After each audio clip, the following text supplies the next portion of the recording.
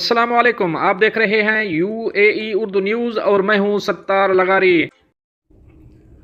एक खबर शेयर करेंगे मुत्तहिदा अरब अमारात की रियासत फुजेरा से। फुजेरा में एक खातून से 1,95,000 दरहम की चोरी और मुलजमान को भी 3 घंटे के अंदर अंदर गिरफ्तार कर लिया गया।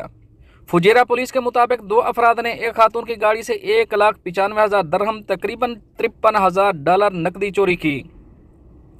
वाकया यूं हुआ कि खातून ने बैंक से रकम निकलवाई और अपनी गाड़ी में रख दी। एक शख्स ने इसे धोखा दिया कि गाड़ी के टायर में मसला है। जब वो बाहर आकर टायर देखने लगी तो दूसरे शख्स ने गाड़ी का दरवाज़ा खोला और सीट से रकम उठाकर दोनों फरार हो गए। पुलिस ऑपरेशन के डायरेक्टर ब्रिगेडियर अली राशिद अल यमाही ने बताया कि मुलजमान ने चालाकी से धोखा देकर रकम चुराई। पुलिस को 23 अक्टूबर को सुबह 10:50 पर इतला मिली और 3 घंटों में मुलजमान की शनाख्त कर ली गई। क्राइम इन्वेस्टिगेशन के डायरेक्टर कर्नल सईद अल कंदी ने बताया कि दोनों अफराद पहले भी एक और इमारत में इसी तरह की जराइम में मतलूब थे।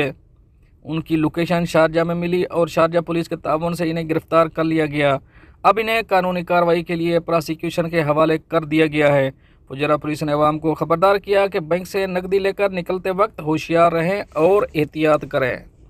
दोस्तों, ये तो थी एक अहम अपडेट जो आप दोस्तों से शेयर करी है। मिलते हैं नेक्स्ट अपडेट के साथ नेक्स्ट वीडियो में। तब तक के लिए अल्लाह हाफिज़।